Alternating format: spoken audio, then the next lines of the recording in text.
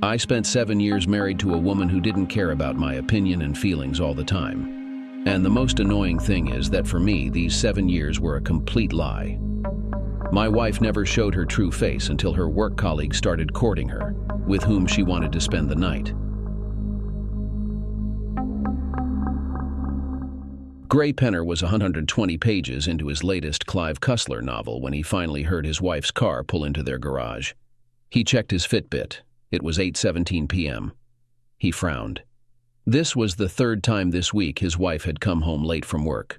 Until 4 months ago, she had never been late in the 7 years they had been married.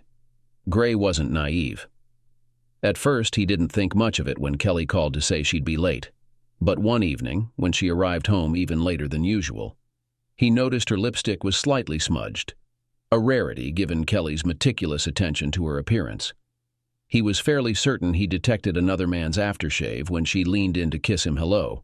So that night in bed, he deliberately nestled close to her neck as he spooned her from behind.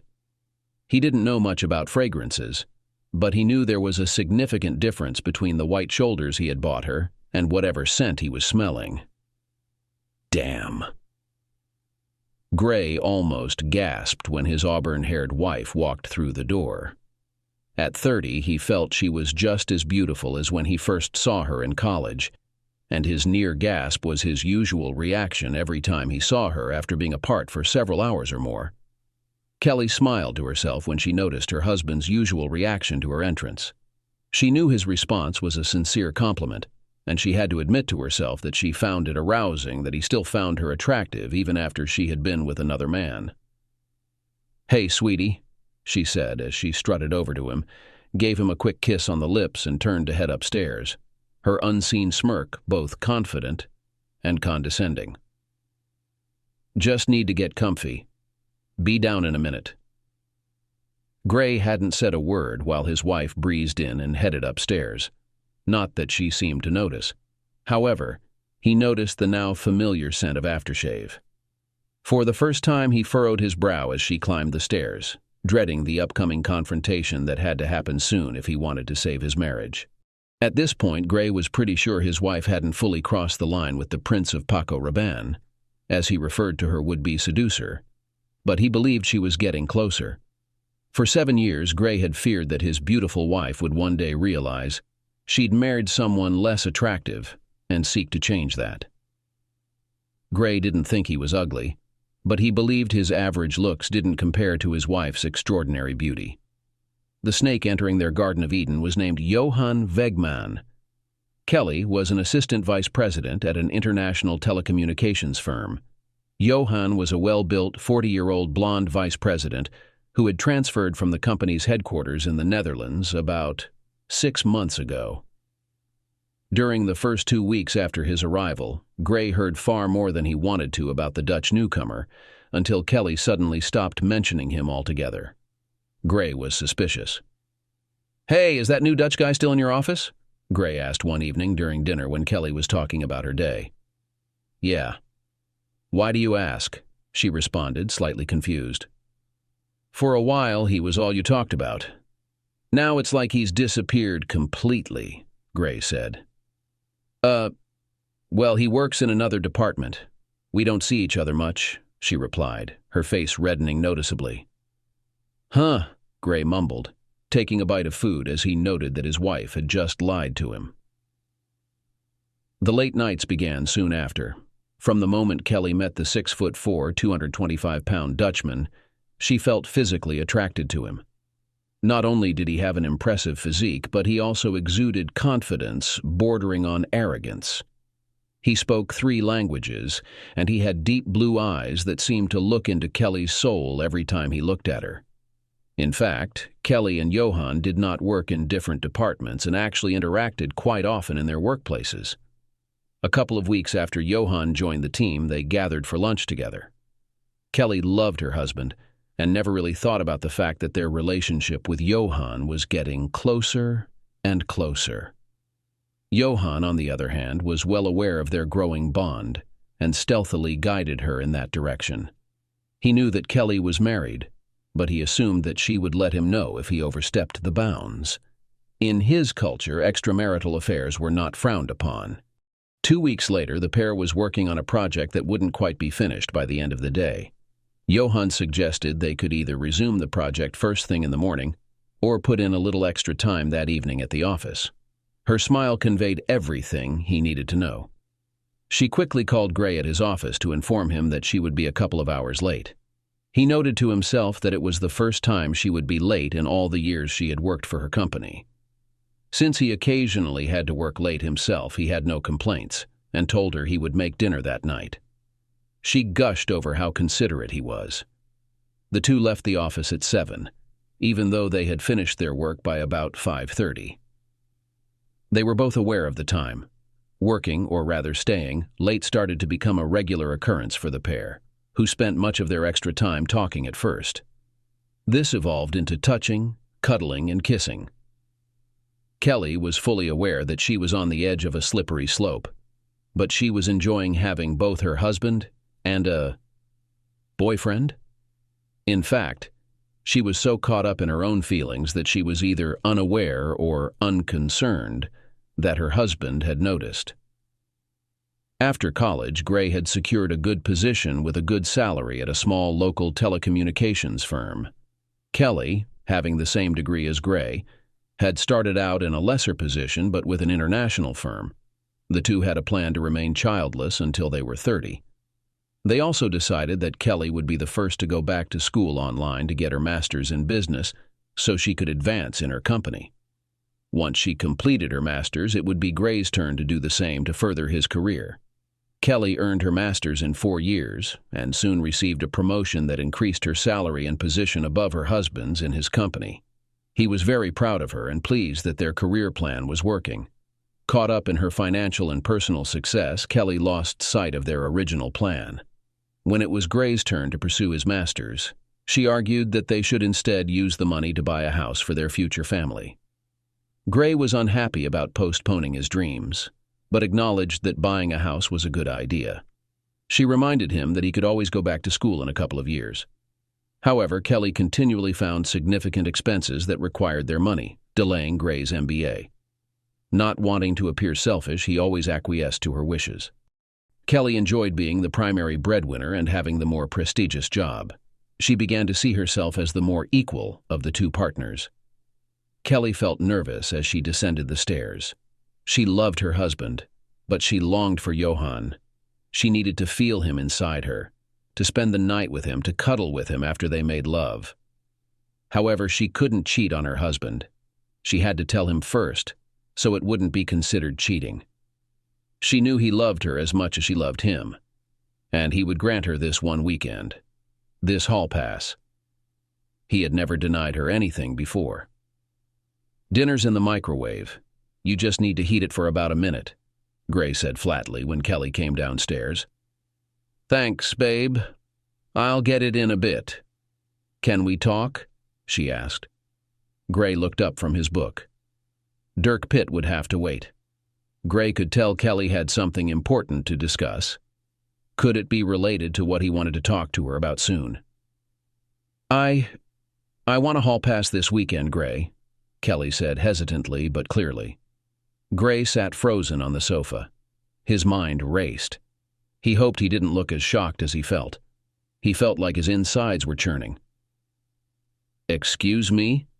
he asked, knowing he had heard her correctly. "I need to spend an entire weekend with Johan Wegman," she answered. "We have feelings that need to be addressed, just once. I love you, Gray, not him. And I will come back to you after this weekend and spend the rest of my life showing you just how much I love you." Gray felt even sicker to his stomach, knowing that by simply asking, Kelly had ended their marriage. Yet he knew this tragic situation had to be faced. "What if after this weekend you realize once isn't enough?" he asked. "What if you decide you need him for more than just one weekend? What if you decide you need him more than you need me?" "That won't happen. I promise," she quickly responded. "Really? How can you promise that? You promised me 12 years ago. You vowed that you would forsake all others for me, and now you're breaking that promise so easily." She blushed again and started looking everywhere but directly at him. "I need this, Gray. And I know you love me enough to give this to me," she whispered. "Actually, Kelly, you don't need this, but you certainly want it, and you're hoping I'll be foolish enough to give it to you." "Not going to happen," he reiterated. "But I don't own you, so if you really want to do it, you can. Just remember that for every action, there is an equal and opposite reaction." "Thank you, Gray. I'm glad you understand," Kelly said. "No, babe, don't try to act like you don't understand me completely. I just told you to do what you feel you must do, and then I'll do what I must do," he said. "Whatever," she said. Kelly was sitting at the kitchen table drinking coffee when Gray walked in the door the following night. He noticed a small bag near the entrance as he came in. Watching her outfit, he thought that she was definitely dressed for an evening out. She was wearing one of her most attractive cornflower blue dresses, mid-thigh length, which revealed a significant part of her ample cleavage. "You seem quite confident," Gray remarked, setting down his keys and wallet. She smiled coyly. "I'm confident in my loving husband," she replied softly. He raised an eyebrow. "Now give me a goodbye kiss and have a great weekend." "No sulking," she said. Gray felt a strong urge to grab her by the arms and shake her, but instead he gave her a sad smile and shook his head.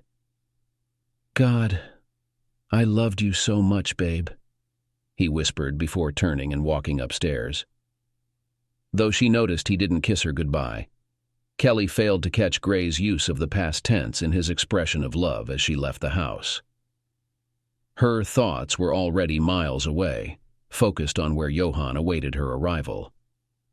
She felt like a 16-year-old virgin heading to her first prom. Kelly and Johan have been planning their weekends for the past 2 weeks. After 3 months of kissing and touching, they decided it was time to see how their relationship would develop. Johan wasn't bothered that Kelly was married. She told him that she and her husband were solving some problems. Kelly met Johan in the lobby of the hotel, and they checked in as Mr. and Mrs. Johan Wegman. They went up to their room and left their luggage. Before leaving, Johan asked Kelly to give him a spin. He whistled softly in response, and then pulled her to him for a kiss. She thought, "My God, this man knows how to kiss." They had booked a table at an upscale steakhouse for 7 p.m., so they had to pack up and leave. The dinner was delicious. They enjoyed drinking a bottle of good wine, but only one each because they both wanted the food to be delicious. For dessert, everyone took ice cream. During dinner, they talked in low voices, enjoying each other's company. They were touching each other tenderly, and to any observer, they would have looked like a deeply in love married couple. Meanwhile, the remains of a medium-sized pepperoni pizza and 4 empty beer bottles were on the snack table next to Gray's La Z boy. Although Gray was a good cook, he did not cope with the task that evening. After a little thought, he decided that pizza and beer were the perfect dish for an evening his wife would spend with another man. After finishing his meal, Gray headed upstairs to the master bedroom, taking several large garbage bags with him. He spent the next 30 minutes casually stuffing all of Kelly's clothes into bags, then carried them downstairs and placed them near the front door. He handled her jewelry and toiletries a little more carefully, putting them in a box by the door. Feeling a mixture of satisfaction and indescribable anger, Gray went downstairs, put the DVD in the player, and settled down to watch his favorite movie of all time, the classic Mel Brooks' Young Frankenstein. Meanwhile, Kelly and Johan had just entered their room when he kissed her.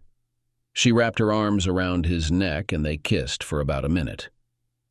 While they were kissing, Kelly bent down and touched Johanna's instrument, which she had done several times in the previous weeks. Based on what she had noticed from his clothes in the office, Kelly expected Johan's tool to be slightly larger and thicker than her husband's, especially considering Johan's physical advantage. He was 6 inches taller and 40 pounds heavier than her husband.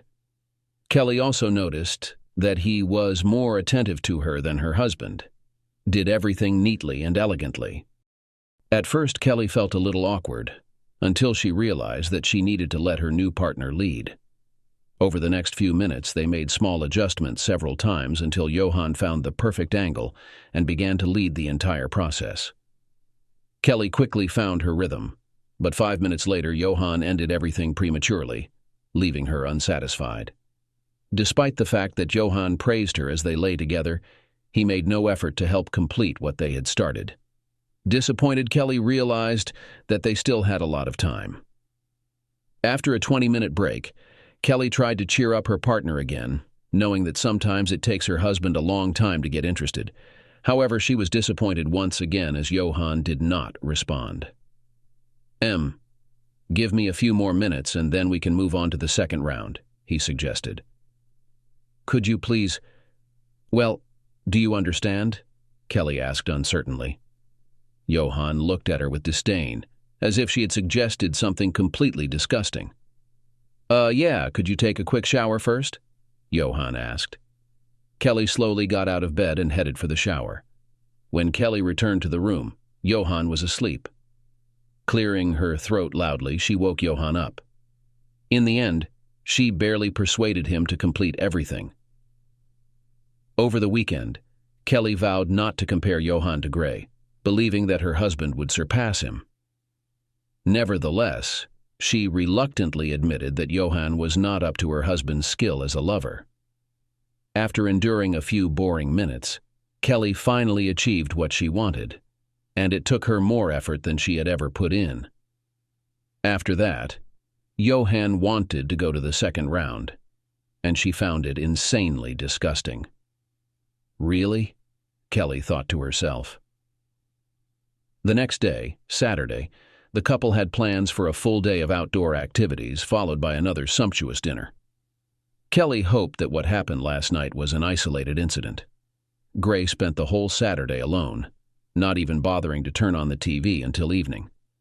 No matter how he assessed the situation, he couldn't imagine how to maintain a relationship with his wife. He still loved her, that feeling didn't disappear overnight, but he couldn't stand the disrespect she had shown him recently.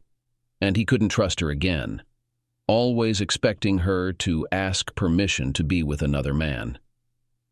A replay of Leave It to Beaver was playing on the screen, but Gray didn't notice anything, lost in his thoughts about happy times with Kelly.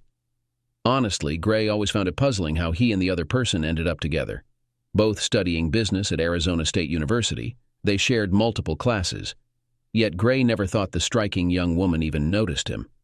She always had a group of admirers around her, but in their junior year she surprised him by choosing the seat next to him in an honors accounting class. Throughout the class, she made an effort to flirt with him, and to his surprise she asked him out for coffee after class. Naturally, he accepted. The couple remained inseparable throughout college and tied the knot about 6 months after graduation. Until recently, Gray was confident in the strength of their relationship. However, recent events have cracked, and Kelly has committed an unforgivable act.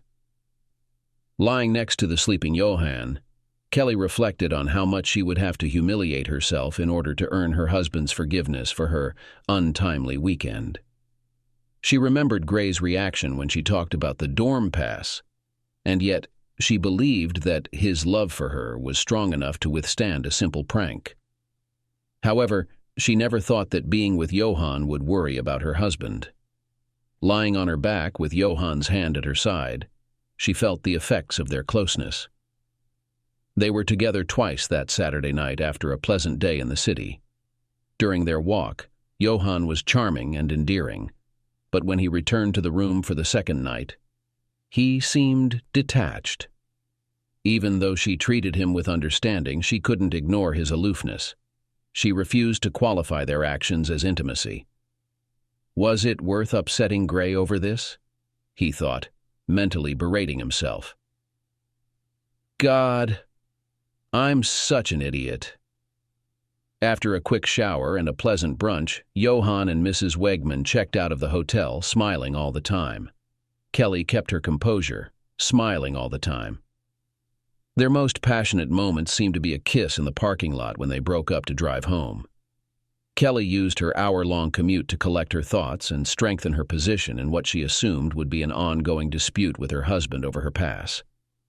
Despite Gray's initial fury and ultimatums, she was still confident that he would eventually give in. After all, she usually managed to win him over to her side. If it came to a fight, she reflected, she could always resort to buying some underwear and provocative heels.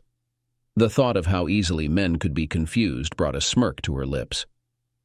After parking the car in the garage and turning off the engine, Kelly took a moment to check her makeup in the rear-view mirror before grabbing her bag from the back seat. Taking a deep breath, she confidently entered her house. "Hi, I'm back," she announced as she entered the kitchen from the garage. She stopped, expecting Gray to greet her as usual. But to her horror, there was no response. When she heard the sound of the TV in the living room, she headed there, clearly annoyed by what she considered her husband's immature behavior. Gray sat in his lazy boy, engrossed in a baseball game. He briefly glanced at his wife, offering a nod without a word. Clearly displeased, she stormed out of the room. "Is this how you're going to handle it?" she grumbled before exiting. Moments later, she returned, bewildered by the sight of multiple bags near the front door. "What's with all these bags?" she demanded, her frustration evident. Receiving no response from Gray, Kelly began inspecting the bags, her reactions ranging from shock to anger. "This isn't a joke, Gray. What are you thinking?" she exclaimed. Gray, appearing behind her without a sound, replied, "Preparing for your departure when I serve you divorce papers." Shocked, Kelly retorted, "There won't be a divorce. We discussed this. It was just one weekend. After 12 years of marriage, can't you give me that?" "Firstly, we didn't have a conversation. You spoke, I listened. You mentioned taking a hall pass. When it was my turn to speak, I made it clear I wouldn't accept that. It's not my fault if you didn't take me seriously. We're married, which means no hall passes, ever," Gray asserted. "Are you seriously considering ending our marriage over a weekend, considering all the time we've spent together and all the time we could spend together in the future?" she asked, panic evident in her voice. "We won't have a future together if you continue down this path. I've made that clear. What part of 'I'll do what I have to do' did you not understand?" Gray growled. Tears welled in Kelly's eyes. For perhaps the first time in their marriage, Gray didn't move to comfort her. "Even though you were the one who confessed first, it's still cheating," Gray asserted accusingly. "Especially since I explicitly told you not to do it." "You never explicitly told me not to. You said I could make my own choices," she countered, attempting to shift the blame. "And deal with the consequences. It seems you conveniently forget what you don't want to remember," Gray retorted. Kelly angrily paced around, glaring at her belongings packed in bags, her breath heavy with emotion. "Well, I'm not leaving. This is my house too," she declared. "Fine. But since your things are already packed, move them to the guest room. I'm staying in the master," Gray insisted. "Fine," she grumbled, reluctantly lifting the bags back upstairs. "Are you going to help?" "I've already done my part," he replied. "I packed the bags." Gray returned to the family room and resumed watching the baseball game, the sound of his wife's frustrated footsteps and muttered complaints echoing from above. When she finally descended the stairs, Kelly plopped down on the sofa in the living room and began to look through the Sunday newspaper that Gray had left on the table next to her usual place. She tried to rustle the newspaper loudly every time she turned the page or fidgeted in her chair. "Aren't you even going to ask how my weekend went?" she sighed. "Why should I care? I assumed you spent them cheating on me. Isn't that what unfaithful wives do?" Gray retorted. "Good. We also went for walks and did different things and tried some great restaurants," she protested. "How sweet. I'm sure someone you know will find this fascinating. Your husband, while he doesn't find it," Gray said. Gray observed that his wife didn't share the same level of excitement he anticipated, especially considering the fuss she made about going. Her inclination to discuss aspects other than the intimacy of their encounter with Johann hinted to Gray that Johann might not have been as impressive as he initially thought. However, Gray brushed off any concern, considering it wasn't his issue. On Monday, Gray spent his time sorting out bank accounts and dealing with the financial aspects of their impending divorce. Since he couldn't secure an appointment with his preferred family lawyer for another week, he resigned himself to coexisting with Kelly under the same roof for a while longer. Meanwhile, Kelly spent her day avoiding Johann, acutely aware of their differing perspectives on the weekend's outcome. She sensed a profound and negative shift in their relationship dynamics. Above all, she desperately hoped for Gray's understanding and support to fend off any future advances from Johann. Life had suddenly become incredibly complex for Kelly. She deliberated between having a heart-to-heart with Gray or simply letting things be, hoping her husband would eventually calm down. Opting for the latter as the path of least resistance, she dreaded the possibility of being labeled a derogatory term by Gray again. After contemplating the situation from every angle, Kelly reluctantly acknowledged that the term slut seemed more fitting than loving wife. With a heavy heart, she wondered if her perspective would have been different had the weekend been a resounding success rather than a dismal failure. When Gray arrived home from work, he remained silent, not uttering a word to Kelly throughout dinner. Only a quick thanks escaped his lips as he finished his meal and cleared his plate. As Gray moved towards the family room, Kelly's apology trailed after him. "I'm sorry, Gray, I truly am," she pleaded. "I guess I hoped you cared enough about me to grant me a weekend." "Cared enough?" Gray retorted, his tone laced with bitterness. "After all these years, I would have expected you to love me enough not to seek permission to behave promiscuously. How self-centered and naive can you be?" Kelly's troubles escalated the next day at work. Just 5 minutes after arriving at her office, a close colleague, Emma LaSalle, entered and shut the door, a rare occurrence in their workplace. "Please tell me you didn't spend the weekend with the Dutch Thor," Emma half-whispered despite the closed door. Kelly's eyes widened in alarm. "He's been boasting?" No, she muttered, her face contorting with shame and rage. "If it didn't come from you, it likely came from him," Emma replied. "But I didn't hear it from him directly. I overheard some girls gossiping about it in the break room while I was getting coffee. If rumors are already circulating at 8 in the morning, the whole office will know by noon. There's no hiding it now." Kelly covered her face with her hands, and Emma saw tears dripping onto her desk. "So you've become the one that every woman loves to hate. And now every guy wants to be a part of it. So was it worth it?" Emma asked, raising her eyebrows. "The problem is that it wasn't worth it. I really upset my husband." "For what?" Kelly asked. "Johann may be tall, handsome, and charming, but he's a disappointment in bed. He's not that good. And yet, he acts like he's some kind of gift for women." Emma's shock turned to concern.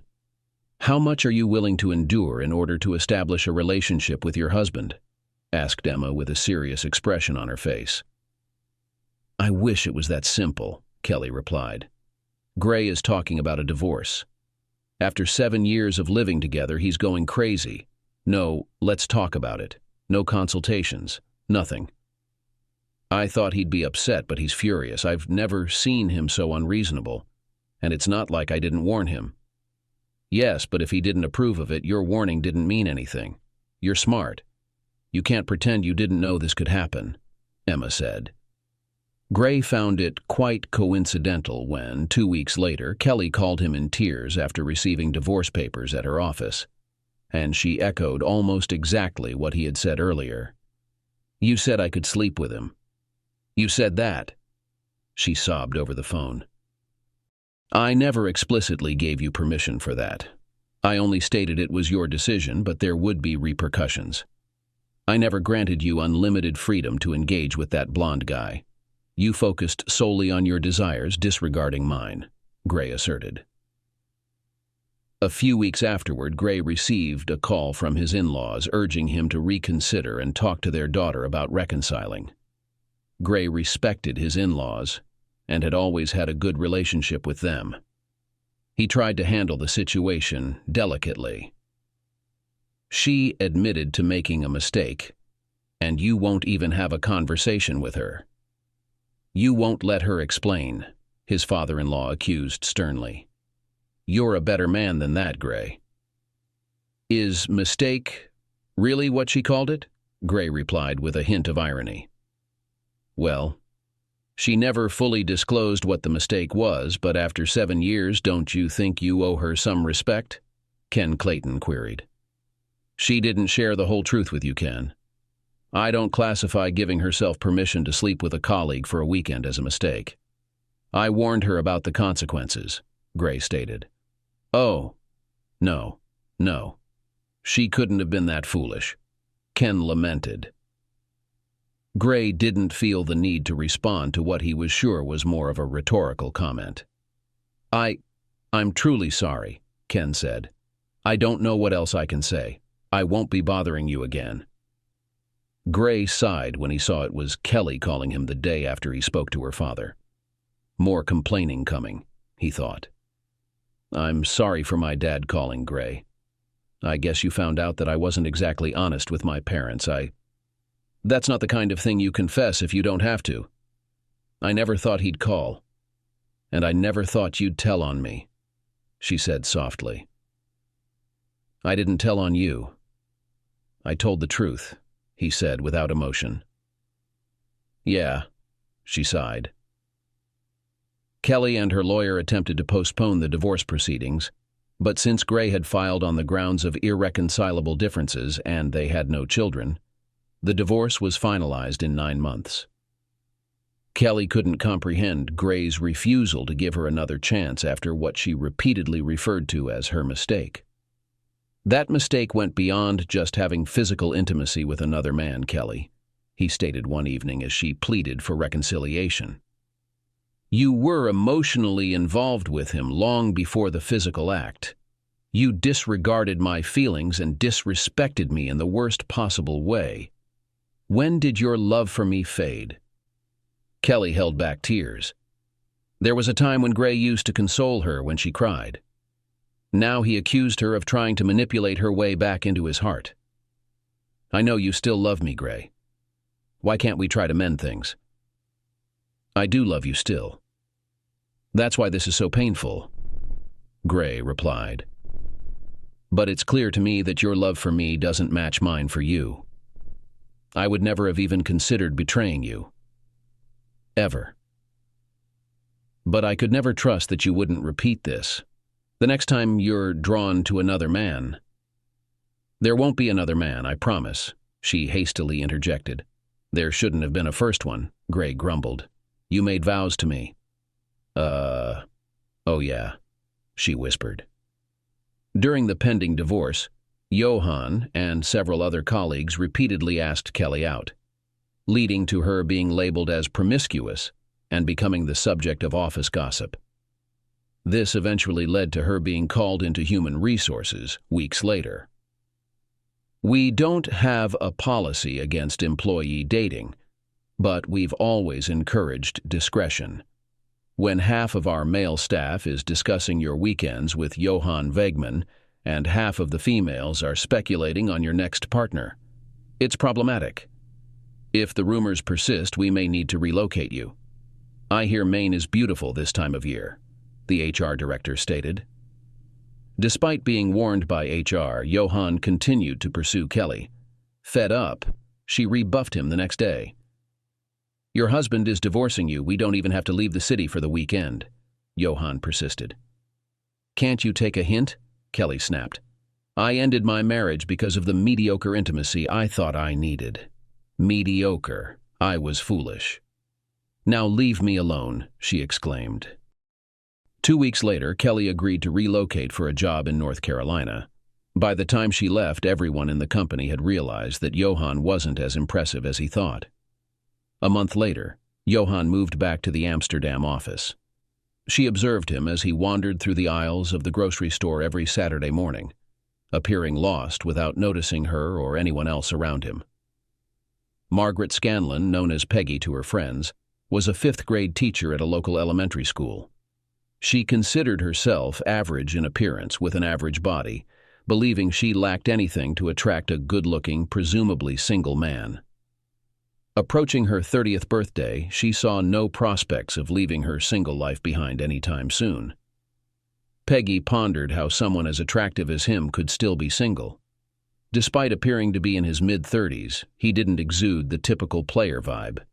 He seemed lost, perhaps broken.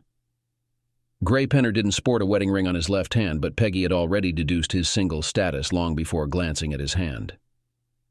The contents of his shopping cart divulged all she needed to know about his marital situation. Pop-Tarts, frozen pizza, macaroni and cheese, beer, and grilling meat. Those items hardly suggested anything other than a single, possibly divorced status. Peggy was often described as unassuming. She had short, wavy, light brown hair, large brown eyes, and fair, almost pallid skin. Standing at 5'5" with average-sized breasts, decent legs, and what she believed to be her standout feature, a shapely posterior, she saw herself as more of a wallflower personality-wise. In college, her friends deemed her the perfect wingwoman, owing to her approachability, steadfastness, and ordinary appearance. She first noticed the man casually months prior. For reasons she couldn't quite grasp, he lingered in her thoughts, prompting her to observe him more closely about 2 months earlier. Though quite out of character for her, she contemplated initiating a conversation with him. If only. "I realize this may come across as forward, but I'm Peggy Scanlon. Would you be interested in grabbing a coffee with me?" Peggy ventured a couple of weeks later upon encountering the man. Gray stepped back and carefully observed the woman who had just confronted him verbally. While she didn't possess the striking beauty of someone like Kelly, few did, there was an intriguing quality about her appearance that caught his attention. There was something in her gaze that compelled him to agree. It was the first time in 2 years that he had looked at a woman with more than just casual interest. "Sure, I think that would be great," Gray replied with enthusiasm. Peggy Scanlon appeared transparent, almost like an open book. She hadn't had much dating experience in her 29 years, and none of it serious. She appeared intelligent and well-read, and Gray listened attentively as she recounted her past. After she finished speaking, she sat in silence, waiting for Gray to share his own history. Observing his eyes closely, she concluded that he was single due to divorce. The pain reflected in his eyes was familiar to someone who had experienced profound hurt. She observed his contemplation, noting his deliberation over how much to reveal. Eventually, he divulged almost his entire story, and she listened intently. They both sat in silence once he finished, his sigh suggesting a weight lifted from his shoulders as he looked at her. "I apologize for unloading all of that on you," he said, meeting her gaze. "You're the first person I've confided in completely. I've been told I tend to have that effect on people. I'm also good with kids and dogs," she replied. Gray chuckled, feeling remarkably at ease with this stranger, reminiscent of his comfort with Kelly before. Before they parted ways, Gray had a date set for the following Friday night. On the third date, they became close for the first time. Peggy intended to resist for longer, but eventually succumbed to Gray's charm. Despite his sophisticated approach, his calm demeanor was irresistibly attractive to her. After a delicious dinner at a Hungarian restaurant, Gray invited Peggy to his house for coffee and liqueur. At first they were cramped on the couch, but eventually Peggy bent down to kiss Gray. 10 minutes later, they were in Gray's bedroom. After that, Peggy muttered words of thanks as they lay side by side afterwards. "Don't worry about it. We'll have plenty of time to talk later." "What are your plans for the future?" Gray reassured her. Peggy forced a tired smile as he kissed her hard. A year later, Peggy, who often played a supporting role, finally appeared on stage as the bride. As a result, 2 children appeared in their lives, a boy 2 years after the wedding, and a girl 2 years later. Unlike his previous marriage, Peggy has remained true to her vows. Although Gray remained unaware, Kelly internalized that lesson deeply. Years after relocating to North Carolina, she entered into a second marriage, steadfastly devoted for 15 years until she discovered her husband's infidelity. Understanding Gray's pain firsthand, she swiftly filed for divorce. Kelly had always prioritized her fitness, maintaining her attractiveness even as she needed 50. Being single, aging and alone at nearly 50, blindsided her. She never anticipated such a scenario, not even in her wildest dreams. Her second husband, a decade the senior and childless by choice, has no interest in starting a family with her. Now, though she knew there are plenty of younger men eager to father a child with her, none desired a lasting commitment beyond mere paternity. She chuckled to herself, a sound more akin to a bark. Gray had desired 2 children, while she had wished for 3. At this point, their trio of offspring would all be teenagers. They'd be navigating school functions and social gatherings together, sports events, band performances, PTA meetings. Graduations from both high school and college would loom not far ahead, followed by weddings and eventually grandchildren. All of those prospects vanished for unsatisfactory intimacy. She berated herself for her entitled foolishness. With a sad shake of her head, probably not for the first time, she pondered if she could contort herself enough to administer a self-reprimand. A few months later, halfway across the country, Gray and Peggy Penner sat in the gymnasium of their local high school with their 15-year-old son, Reggie, witnessing their 18-year-old daughter, Phyllis, receive her diploma. Peggy squeezed her husband's arm, and they exchanged glances filled with tears of joy. Gray leaned over and gave his wife a quick peck on the lips, eliciting a cringe of teenage embarrassment from their son. "Oh, come on, you two. Not here, not now," he complained. His parents grinned at him, then at each other, exchanging a knowing look. They both raised their eyebrows playfully.